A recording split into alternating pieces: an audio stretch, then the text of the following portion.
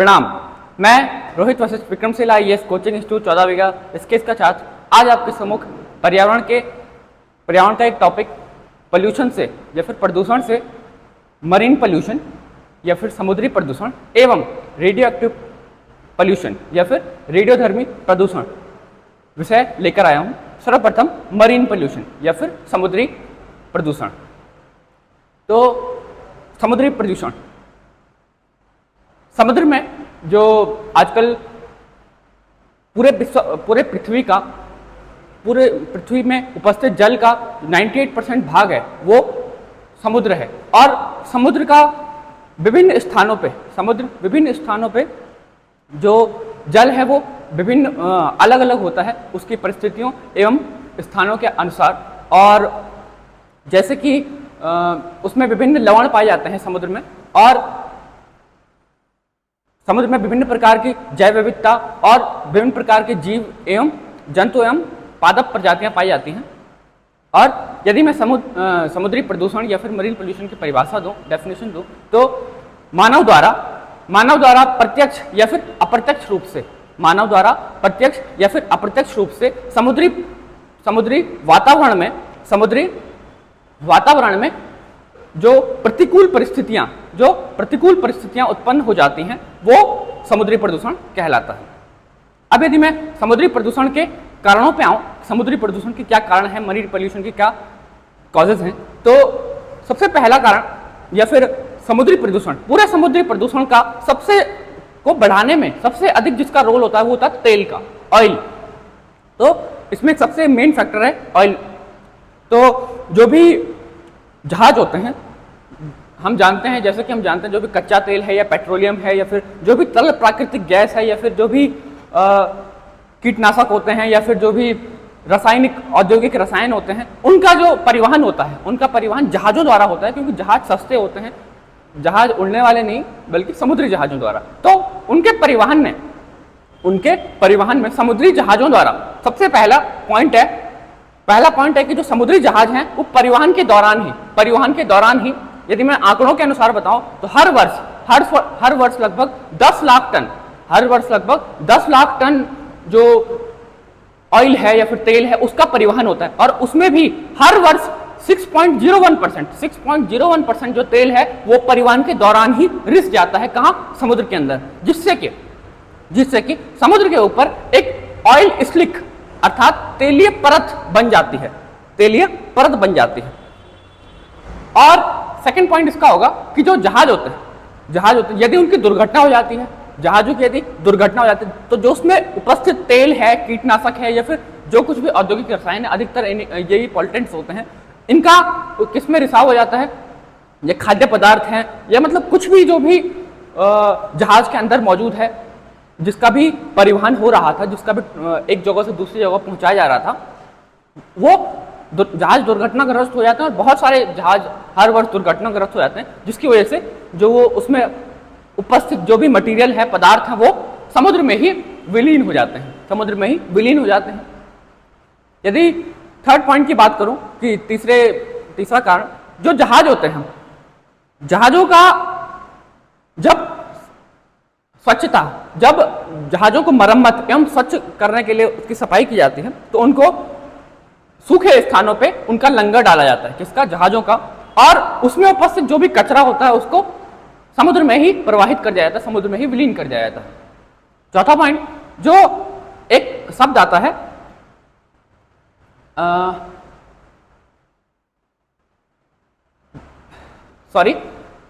अब यदि मैं आगे बढ़ूं तो इसके और क्या क्या कारण होते हैं तो समुद्री प्रदूषण के, तो पांचवा पॉइंट होगा कि जो औद्योगिक वेस्ट है या फिर जो औद्योगिक कचरा होता है या फिर जो भी उर्वरकों का हम इस्तेमाल करते हैं वो नदियों के द्वारा समुद्र में पहुंच जाता है। और जो भी बारिश होती है, बारिश से लीचिंग मेथड से जो उर्वरक है वो नदियों में मिल जाते हैं और वहां से फिर समुद्र में वो मिल जाते हैं। तो ये भी इसका एक कारण है।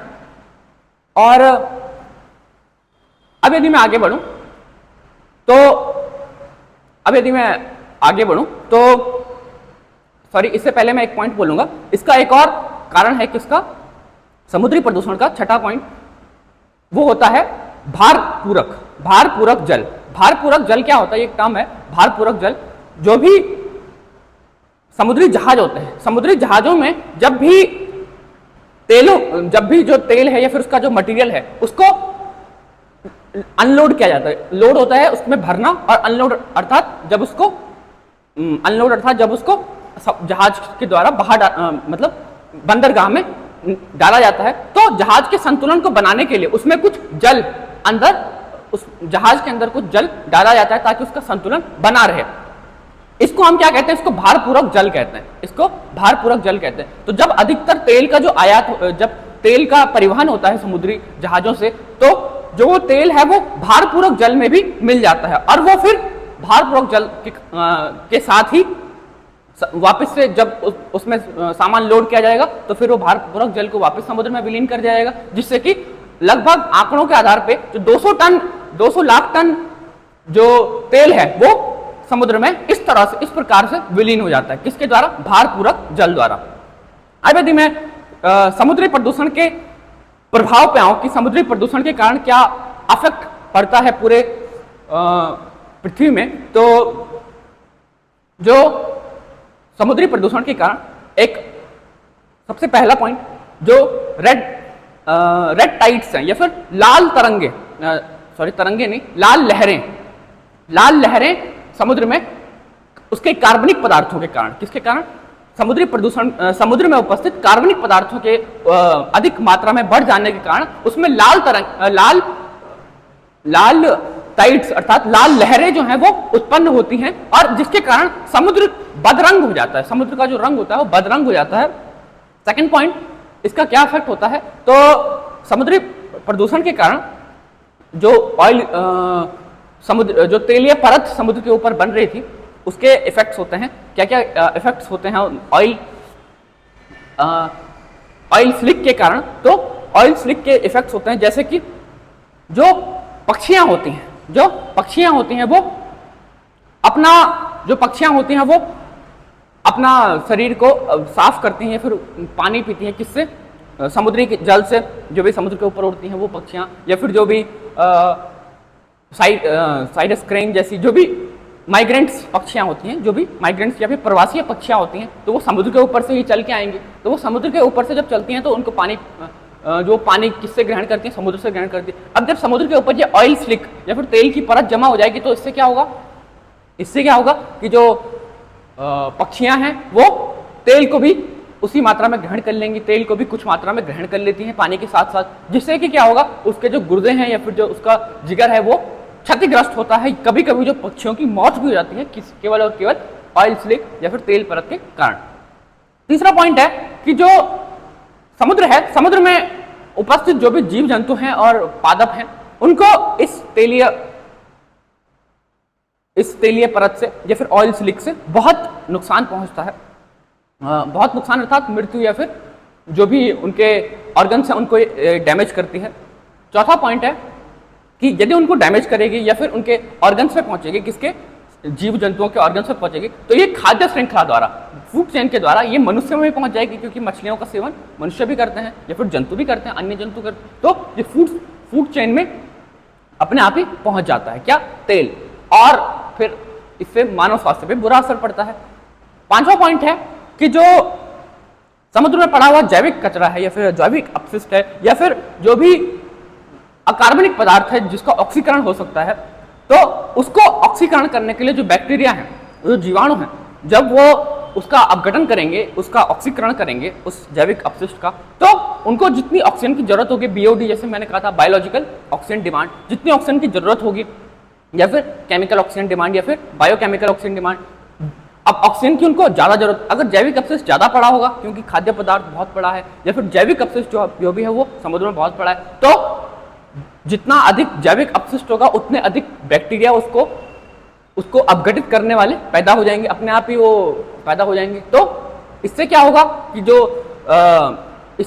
जो ऑक्सीजन की मात्रा होगी समुद्र में, घुली हुई ऑक्सीजन अर्थात डिजॉल्व ऑक्सीजन, उसकी मात्रा तो उतनी ही है पहले से, अब उसकी मात्रा कम हो जाएगी क्योंकि उसको ग्रहण करने वाले जो बैक्टीरिया है वो अधिक हो गए हैं। वो क्यों हुए? क्योंकि जैविक अपशिष्टों की जो मात्रा है वो अधिक हो गई है। तो ये क्रम जो है ये बनता है, जिसके कारण जो समुद्र में घुली हुई ऑक्सीजन है, ये डिजॉल्व ऑक्सीजन उसकी मात्रा कम हो जाएगी और समुद्री जीवों को कम ऑक्सीजन मिलेगी, जिससे कि समुद्री जीव जो होंगे वो कम, उनको ऑक्सीजन की मात्रा कम मिलेगी तो अपने आप ही वो कम पनप पाएंगे, है ना। इसके बाद ये इसके समुद्री जो जीवों पे प्रभाव की बात किसमें, समुद्री प्रदूषण के कारण समुद्री प्रदूषण के प्रभावों की बात करें। ऐसे ही एक छठा पॉइंट आता है कि जब भी इससे जल से, समुद्री जल से जो जहाज हैं उनके द्वारा परिवहन होता है खाद्य सामग्री का या फिर किसी भी सामग्री का, तो उसमें दुर्गंध आ जाती है, इस ऑयल स्लिक के कारण और इनके कारण दुर्गंध आ जाती है, जिससे कि इसके जो उत्पादन होता है, इसके मार्केट में, खाद्य सामग्री के मार्केट में इसका जो रेट है वो कम हो जाता है, इसका प्राइस है वो कम हो जाता है। अब यदि मैं आगे बात करूं समुद्री प्रदूषण के निराकरण की या फिर समुद्री प्रदूषण के कारकों के निराकरण की, तो इसका जो मुख्य कारण था वो तो हम जानते हैं कि तेल था। समुद्री प्रदूषण का मुख्य कारण क्या था, तेल था। तो हम तेल का किस प्रकार से निराकरण कर सकते हैं, तो जो ऑयल स्लिक उसमें बन रही थी, तेल की जो परत बन रही थी, उसको हम केमिकल डिस्पर्सेंट्स के द्वारा, केमिकल एक डिस्पर्सेंट होता है, उसको यदि हम इसमें डालें तो वो एक अवशोषक के रूप में, उसको हम स्लिक लिकर भी कहते हैं, स्लिक लिकर, अर्थात वो एक अवशोषक के रूप में उसको ग्रहण कर लेता है। किसको, तेल को ग्रहण कर लेता है। इसका प्रयोग बंदरगाहों में भी किया जाता है। बंदरगाहों की दीवारों में जो तेल होता है उसके कुछ अंश छूट जाते हैं, बंदरगाहों की दीवारों में तेल के कुछ अंश छूट जाते हैं, तो जो स्लिक लिकर है, जो स्लिक लिकर है या फिर केमिकल डिस्पर्सेंट्स है, इसको क्या कर लेते हैं, ये उसको अवशोषित कर लेता है, और ये उसको अवशोषित कर लेगा तो क्या होगा, ये फिर उसको हम बाहर जाके इसको कहीं निचोड़ लेंगे, जिससे कि वो समुद्र में जो तेल का जमाव हो रहा है वो बाहर आ जाएगा। तो ये इसका उपाय हो सकता है। ऐसे जो ऑयल स्पिल का है, उसके ऑयल स्पिल के उपाय हो सकते हैं। तेल अधिप्लाव जो हो रहा था उसके उपाय थे, उसके भौतिक उपाय थे, रासायनिक उपाय थे, उसके जैविक उपाय थे और उसके यांत्रिक उपाय थे। किसके, ऑयल स्पिल के, तेल अधिप्लाव के। जैसे कि भौतिक उपाय में क्या है, उसको दहन कर सकते हैं, 98% जो ऑयल स्पिल है उसका दहन किया जा सकता है, पर उसमें कंडीशन ये होती है कि उसमें 9 mm तक की मोटी लेयर उसमें होनी चाहिए, 9 मिलीमीटर तक की मोटी लेयर उसमें होनी चाहिए, तब वो दहन योग्य होती है, क्या, ऑयल स्पिल। और अब यदि जो सेकंड है वो है रासायनिक विधि द्वारा। यदि हम रासायनिक विधि द्वारा ऑयल स्पिल, तेल जो गिरा हुआ है उसको वो करें, उसको हटाएं, उसका निस्तारण करें, तो एक तो केमिकल जो डिस्पर्सेंट का यूज कर रहे थे, और एक हम अपमार्जकों का प्रयोग कर सकते हैं। अपमार्जकों के प्रयोग से तेल को बुलबुलों के रूप में हम वाष्पीकृत करा सकते हैं, ऐसे ही जैविक विधि से यदि हम देखें तो एक बैक्टीरिया होता है, जैपिंग बैक्टीरिया क्या करता है, हाइड्रोकार्बन्स को, तेल में उपस्थित जो हाइड्रोकार्बन्स है, तेल में उपस्थित जो हाइड्रोकार्बन्स है उसको ग्रहण करेगा और CO2 और H2O को छोड़ेगा। कौन, ये जैपिंग बैक्टीरिया। और इससे जो तेल होगा उसके हानिकारक जो पदार्थ होंगे वो छूट जाएंगे, वो किसमें, वो जल में नहीं रहेंगे वो। और यदि मैं अब यांत्रिक विधि की बात करूं तो यांत्रिक विधि में तीन प्रकार के वो हो सकते हैं, जैसे कि बूम होता है और सॉर्बेंट्स होता है, और इनका जो हम प्रयोग करते हैं। बूम हो गया, बूम क्या होता है, बूम एक ऐसा यंत्र है जो कि ये भी अवशोषित करने का कार्य करता है। जो बूम होता है, इसमें हम तेलीय जो परत है उसमें हम दीवार सी बना सकते हैं, जिससे कि वो दोनों मिले ना, कौन, पानी और तेल और बूम। और ऐसे ही सॉर्बेंट्स होता है, और ऐसे ही एक स्कीमर होता है। स्कीमर में क्या होता है, ये एक वैक्यूम पंप की तरह कार्य करता है, जो कि जो ऑयल है उसको अवशोषित कर लेता है, और ये ऑयल स्पिल के निस्तारण हो सकता है। ये जल प्रदूषण में भी हम इसको पढ़ते हैं, है ना, ऑयल स्पिल को। और अब यदि मैं आगे बात करूं, समुद्री जल भी जल ही है ना। इसके बाद यदि मैं आगे बात करूं अपने नेक्स्ट टॉपिक पे, जो था रेडियो एक्टिव पोल्यूशन या फिर रेडियोधर्मी प्रदूषण। पहले तो हमें रेडियोधर्मी पदार्थों की आवश्यकता क्यों पड़ी? रेडियोधर्मी पदार्थों की आवश्यकता इसलिए पड़ती है क्योंकि जो रेडियोधर्मी पदार्थ हैं इनसे हमें अपार ऊर्जा, ये रेडियोधर्मी पदार्थ अपार ऊर्जा के साधन हैं, जैसे कि थोरियम है, रेडियम है, या फिर रेडियम है, थोरियम है, प्लूटोनियम है, या फिर यूरेनियम है। ये रेडियोधर्मी कुछ पदार्थ हैं, और भी बहुत सारे पदार्थ हैं, ये कुछ प्रचलित पदार्थ हैं। और यदि मैं एक एग्जांपल दूं कि ये कितनी जो ऊर्जा है उसका इनसे उत्पादन होता है, तो जो यूरेनियम होता है, जो यूरेनियम 235 होता है, यूरेनियम 235 इसका नाम है, यूरेनियम 235 होता है, ये इसकी 1 टन मात्रा को, यूरेनियम 235 की 1 टन मात्रा को, 1 टन अर्थात 1000, लगभग 1000 किलो, 1 टन। और यदि इसके 1 टन मात्रा को, यूरेनियम 235 की 1 टन मात्रा को यूज किया जाए, तो उससे लगभग उससे जितनी ऊर्जा प्राप्त होगी उसी के बराबर जो 30 लाख टन कोयला, 30 लाख टन कोयले से जितनी ऊर्जा प्राप्त होती है, उतनी ही ऊर्जा किससे प्राप्त होगी? मात्र 1 टन यूरेनियम 235 से प्राप्त होगी। तो इनका अपार भंडार है। ऐसे यदि मैं पेट्रोलियम से इसकी तुलना करूं तो 1000 किलो जो है, या फिर एक टन, मात्र 1 टन यूरेनियम से जितनी ऊर्जा प्राप्त होती है, उतनी ही ऊर्जा 1 करोड़ 20 लाख पेट्रोलियम जो गैलन होते हैं, पेट्रोलियम बैरल जो होते हैं, उनसे जितनी ऊर्जा प्राप्त होगी उतनी केवल 1 टन यूरेनियम 235 से ऊर्जा प्राप्त होती है। तो ये जो रेडियोधर्मी पदार्थ होते हैं, इनका उपयोग इसीलिए किया जाता है क्योंकि ये अपार ऊर्जा के साधन होते हैं, और ऊर्जा के साथ साथ ये प्रदूषण को भी हमें सौगात में देते हैं। अब यदि मैं आगे बात करूं रेडियोधर्मी प्रदूषण के स्रोतों की, तो दो प्रकार के हो सकते हैं। एक होते हैं प्राकृतिक स्रोत और एक हो सकते हैं मानव जनित सोर्स। प्राकृतिक सोर्स जो भी होते हैं वो इतना अधिक रेडियोधर्मी पदार्थों को सृजित नहीं करते हैं, उत्सर्जित नहीं करते हैं जिससे कि पर्यावरण को क्षति पहुंचे या फिर रेडियोधर्मी प्रदूषण फैले। किंतु जो मानव जनित प्रदूषक होते हैं वो बेहद अधिक रेडियोधर्मी प्रदूषण को फैलाते हैं।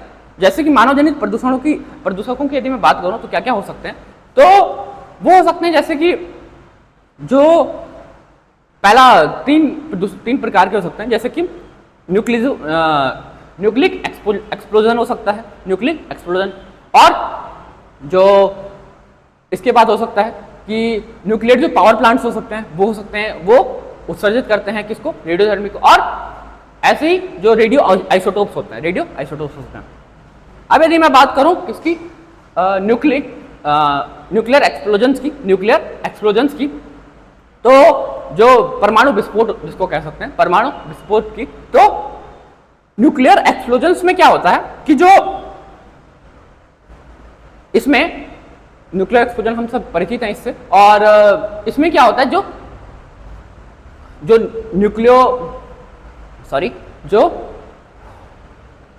रेडियो न्यूक्लिड्स हैं, जो रेडियो न्यूक्लिड्स होते हैं या फिर रेडियो न्यूक्लिड्स होते हैं, वो इससे उत्सर्जित होते हैं। और इसमें क्या होता है, जो ये रेडियो न्यूक्लिड्स होते हैं ये क्या करते हैं, ये क्या करते हैं कि ये उत्सर्जित होते हैं और इसके द्वारा, और इसके बाद ये इसका भूमि में जमा हो जाता है, एक तो बारिश की फॉर्म में और एक वैसे ही इसका भूमि में जमा हो जाता है। फिर ये हमारे पादपों में या फिर जंतुओं में ये पहुंच जाते हैं, और फिर वो खाद्य श्रृंखला द्वारा मानव में और विभिन्न प्रकार के जंतुओं में पहुंच जाते हैं, जिससे कि विभिन्न पादप जातियों और जंतुओं की मृत्यु हो जाती है। और अब यदि मैं न्यूक्लियर एक्सप्लोजन के बाद न्यूक्लियर पावर प्लांट्स की बात करूं, तो विश्व भर में लगभग 300 परमाणु ऊर्जा संयंत्र एक्टिव हैं। और परमाणु ऊर्जा संयंत्र जब एक तो ये रेडियोधर्मी पदार्थों को उत्सर्जित करते हैं, और जब इनमें ये तब और बढ़ जाता है रेडियोधर्मी प्रदूषण जब इनमें विस्फोट, जब जो न्यूक्लियर पावर प्लांट्स हैं इनसे रिसाव शुरू हो जाता है, तब ये अधिक बढ़ जाता है रेडियोधर्मी प्रदूषण। जैसे कि हाल ही में तो जापान में फुकुशिमा है, वहां पर जो प्रदूषण, वहां पर जो पावर प्लांट है उसमें जब वो उसमें रिसाव शुरू हुआ तो उसके कारण रेडियोधर्मी प्रदूषण जो है वो फैला। और न्यूक्लियर पावर प्लांट्स है ना। इसके बाद जो नेक्स्ट पॉइंट आता है वो होता है रेडियो आइसोटोप्स। थर्ड जो सोर्स है रेडियोधर्मी प्रदूषण का वो होता है रेडियो आइसोटोप। इसको बताने से पहले जो आइसोटोप है यदि मैं उसको बताऊं आइसोटोप, तो आइसोटोप वो होता है जिनका परमाणु भार समान होता है और परमाणु क्रमांक अलग अलग हो सकता है किंतु परमाणु भार समान होता है। जैसे कि यदि मैं इसका एग्जांपल दूं आइसोटोप का, तो हाइड्रोजन के आइसोटोप्स होते हैं 1H1, अर्थात इसको हम कहते हैं protium, deuterium and ट्राइट्रियम। Protium 1H1 अर्थात जिसका परमाणु क्रमांक 1 है और जिसका परमाणु भार भी 1 है। नॉर्मली यही जो है ये वायुमंडल में उपस्थित होता है। 1H2 जिसमें जो होता है ड्यूटेरियम 1H2, ये सेकंड आइसोटोप है हाइड्रोजन का, जो कि जिसका परमाणु भार 2 है और जिसका आणविक क्रमांक 1 है। और ऐसे ही 1H3 ट्राइटियम। तो ये है आइसोटोप्स। ऐसे एक आइसोबार होता है जिनके परमाणु क्रमांक अलग अलग होते हैं और जिसके परमाणु भार सेम होता है। जैसे कि सल्फर S40 हो गया, कितना S40 16S40, ऐसे ही 17Cl40 या 17 क्लोरीन 40, ऐसे ही 18 ऑर्गन 40 और ऐसे ही 19 पोटेशियम 40 और ऐसे ही 20 कैल्शियम 40। तो ये आइसोबार्स और आइसोटॉप्स। तो अब यदि मैं अपने टॉपिक पे वापस आऊं तो रेडियो आइसोटॉप्स इनका उपयोग कहां होता है? तो इनका उपयोग अनुसंधानों में, जो वैज्ञानिक अनुसंधान होते हैं उनमें इन रेडियो आइसोटोप्स का इस्तेमाल होता है। और जो ये रेडियो आइसोटोप्स हैं ये इनको पर्यावरण में ऐसे ही फेंक दिया जाता है, अर्थात ये विषैले कम होते हैं इसीलिए इनको ऐसे ही फेंक दिया जाता है, जिससे कि पर्यावरण प्रदूषण या फिर ये जल प्रदूषण या मृदा प्रदूषण करते हैं और ये रेडियोधर्मी प्रदूषण के अंतर्गत आता है।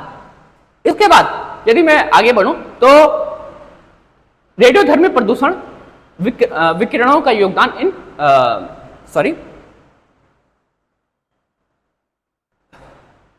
जो विकिरणें होती हैं वो भी उनका भी योगदान होता है किसमें? रेडियो एक्टिव पॉल्यूशन में या फिर रेडियोधर्मी प्रदूषण में। तो विकिरणें कहां? रेडियोधर्मी प्रदूषण में। तो कितने प्रकार की विकिरणें हो सकती हैं?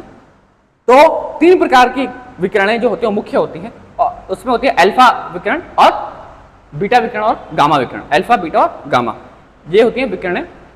अल्फा किरणें क्या होती हैं? अल्फा जो होता है वो होता है अल्फा किरणें, इनका हम नॉर्मली भी प्रयोग करते हैं। और अल्फा किरणें जो होती हैं वो हीलियम का नाभिक होती है। हीलियम का नाभिक अर्थात हीलियम के नाभिक में 2 प्रोटॉन और 2 न्यूट्रॉन होते हैं। 2 प्रोटॉन और 2 न्यूट्रॉन होते हैं। तो अल्फा में जो अल्फा किरणें होती हैं, अल्फा किरणों में भी हीलियम का नाभिक अर्थात 4 इसका जो परमाणु भार है वो भी लगभग 4 एटॉमिक यूनिट होता है। और इसको हाइड्रोजन से यदि कंपेयर करें तो 4 हाइड्रोजन के ये लगभग 4 गुना हाइड्रोजन के होती है।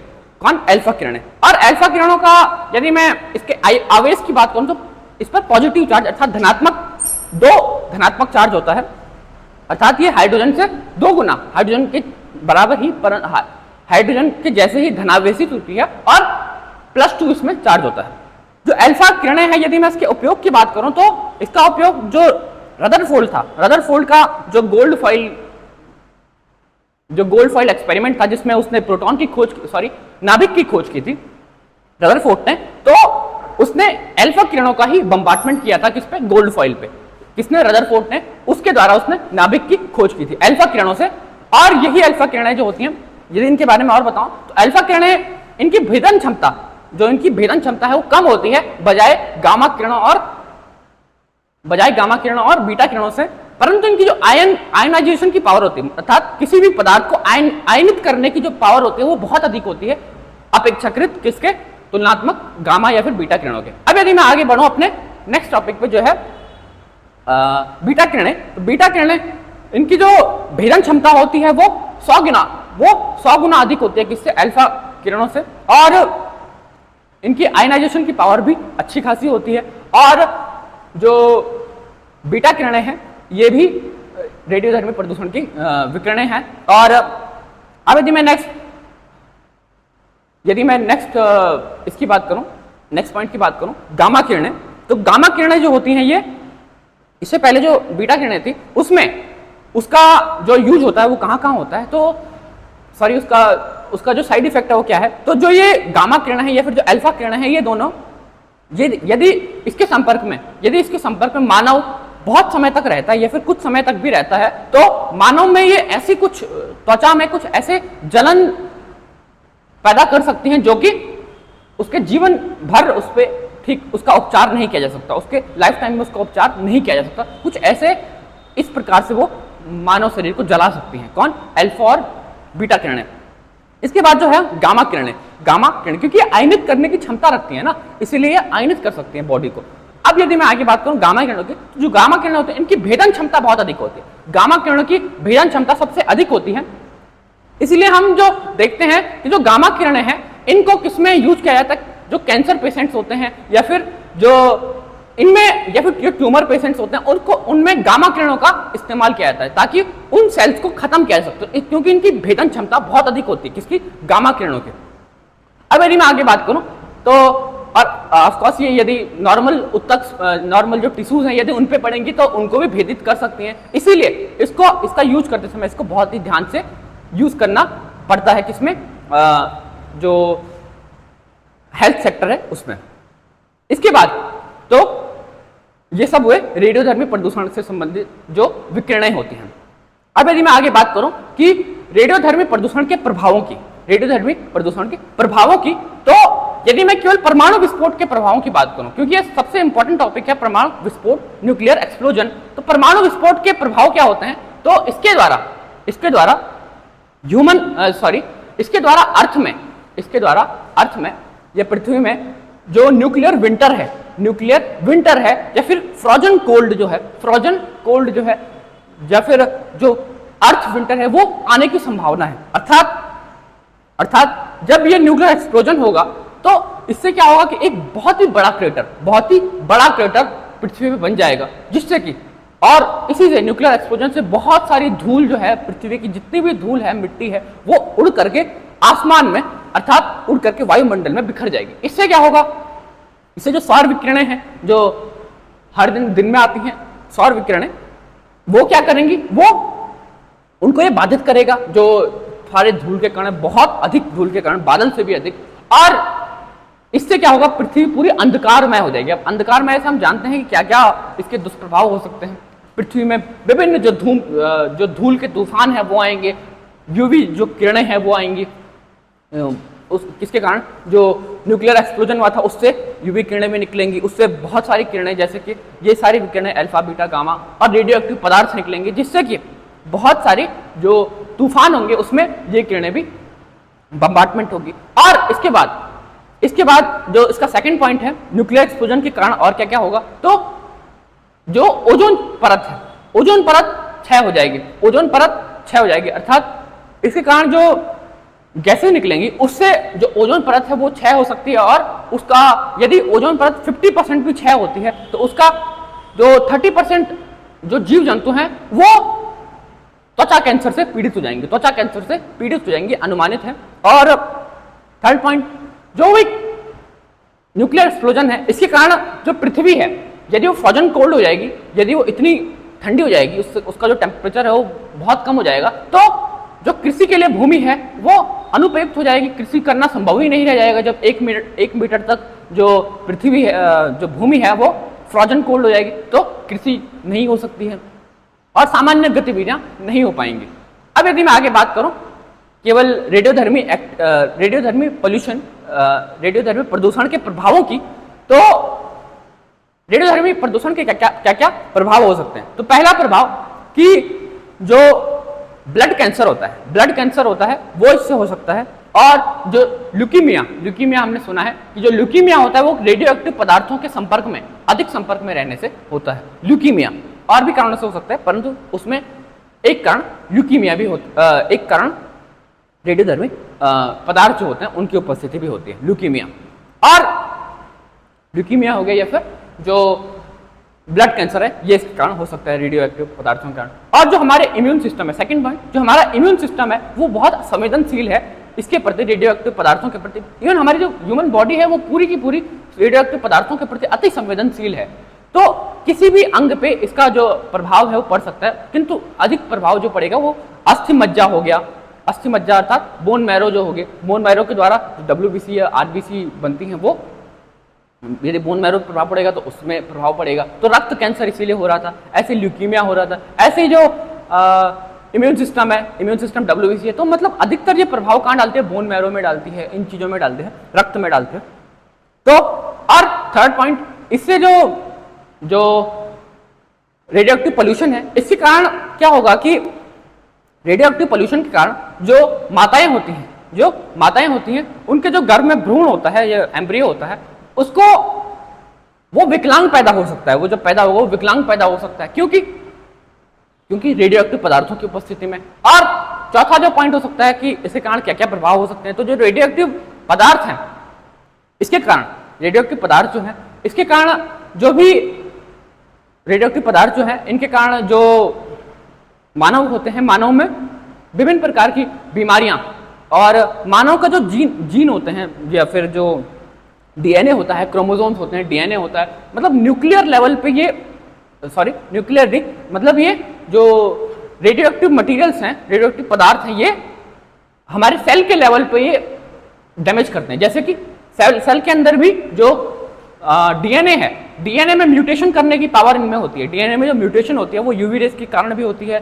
तो इसमें भी UV रेस, अल्फा किरणें हैं, बीटा किरणें हैं, तो इनका कारण जो ये जो DNA है, इसमें म्यूटेशन के चांसेस भी हो सकते हैं। अब म्यूटेशन होगा तो इसके कारण जो आनुवांशिक बीमारियां होती हैं वो पैदा हो सकती हैं, और आनुवांशिक जो बच्चे हैं वो मारे जा सकते हैं, उनकी मृत्यु हो सकती है केवल और केवल DNA म्यूटेशन की वजह से, क्योंकि DNA ही है जो आगे फर्दर पीढ़ियों में जाता है। तो इसके प्रभाव केवल अभी की जनरेशन पे ही नहीं, बल्कि आने वाली जनरेशन पे बहुत लाखों सालों तक इसके प्रभाव होते हैं। यदि मैं इसके प्रभावों की और बात करूं तो जो इनके रेडियोएक्टिव जब मटेरियल्स उत्सर्जित होते हैं तो उसमें मुख्यतः रेडियम, थोरियम और प्लूटोनियम होते हैं। रेडियम, थोरियम और प्लूटोनियम। तो जो रेडियम होता है वो लगभग आंकड़ों के अनुसार रेडियम जो होता है वो लगभग 25,000 वर्षों तक या फिर 25 से 35,000 वर्षों तक हमारी पृथ्वी में बना रहता है, भूमि में बना रहता है 1000 वर्षों तक,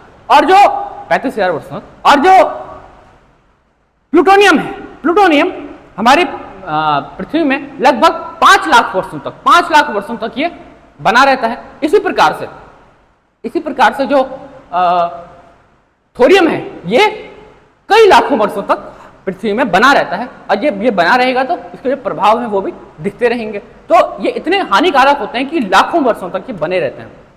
कौन? रेडियोधर्मी पदार्थ। अब यदि मैं आगे बात करूं कि जो रेडियोधर्मी पदार्थ होते हैं इनके इससे पहले यदि मैं इसकी यूनिट की बात करूं कि रेडियोधर्मी पदार्थों की यूनिट क्या होती है, कि इनको किस में मापा जाता है, तो 2 यूनिट्स इसकी इंपॉर्टेंट है। पहली यूनिट होती है कि एक है क्यूरी, एक यूनिट होती है रेडियोधर्मी पदार्थों की क्यूरी। इसमें क्या होता है, ये कितने परमाणु वो विघटित कर रहा है एक बार में, कितने परमाणु वो विघटित कर रहा है एक सेकंड में, ये बताती है। तो जो एक क्यूरी है, एक क्यूरी बराबर 37 लाख परमाणु पर सेकंड, एक क्यूरी बराबर। ऐसे ही जो दूसरी यूनिट है वो होती है रैम, वो क्या होती है? रैम। ये एक जैविक क्षति को मापने के लिए रैम यूनिट होती है। ये रैम यूनिट जो होती है ये क्या करती है, इसमें जो एक्स रेज होती हैं, एक्स रेज जो कि जिनको गामा रेज के बराबर ही माना जाता है लगभग, तो जो एक्स रेज होती हैं उनसे हम इसकी तुलना करते हैं, उनसे हम जैविक क्षति की तुलना करते हैं एक्स रेज के द्वारा, और इससे हम तुलना करते हैं। इसके प्रभाव की यदि मैं बात करूं कि कितने रैम से कितनी क्षति मनुष्य को पहुंच सकती है, तो लगभग 25 से 50 रेंज तक 25 से 50 रैम यदि है तो इससे कोई क्षति नहीं पहुंचती है। किंतु यदि 50 से 100 रैम हो जाता है या फिर 100 रैम से 200 रैम हो जाता है तो इससे जो त्वचा में जलन उत्पन्न होना शुरू हो जाती है, और जो यदि 100 से 200 रैम यदि पहुंच जाता है तो इससे रक्त में प्रभाव होना शुरू हो जाता है। यदि 200 से 500 पहुंच जाता है तो उससे जो रक्त की नसें हैं वो फटनी शुरू हो जाती हैं, और यदि 500 से ऊपर ये पहुंच जाता है, 500 रैम से ऊपर यदि जो विकिरणें हैं उनकी मात्रा पहुंच जाती है तो मानव की मृत्यु हो जाती है या फिर जंतुओं की मृत्यु हो जाती है 500 रैम से ऊपर। तो रैम जो है वो किसकी यूनिट है? जैविक रेडियोधर्मी पदार्थों के लिए जैविक यूनिट है। और अब यदि आगे मैं बात करूं रेडियोधर्मी, ये सारे रेडियोधर्मी प्रभाव हैं। यदि मैं आगे बात करूं रेडियोधर्मी पदार्थों के निस्तारण की, रेडियोधर्मी पदार्थों के निस्तारण की, रेडियोधर्मी पदार्थों का निस्तारण किस प्रकार से हो सकता है? तो पहला होता है इसमें कि या तो रेडियोधर्मी पदार्थों को एक बृहद टैंकों में बंद करके रखा जा सकता है, जिसका रिसाव, जिससे जो रिसाव हो कभी संभव ना हो, ऐसे टैंकों में रखा जा सकता है रेडियोधर्मी पदार्थों को। सेकंड जो होता है कंटामिनेशन, इसको शायद कहते हैं। और सेकंड जो होता है वो होता है कि डिले एंड डिकॉय कि जो यदि कोई विषैले रेडियोधर्मी पदार्थ हैं तो उनको विषहीन करके उनको समय के भरोसे छोड़ दिया जाता है। समय अर्थात क्यों? समय के साथ साथ धीरे धीरे अपने आप ही उनका विष निकाल करके और उनका समय के साथ साथ उनका अपने आप डिके होना शुरू हो जाएगा।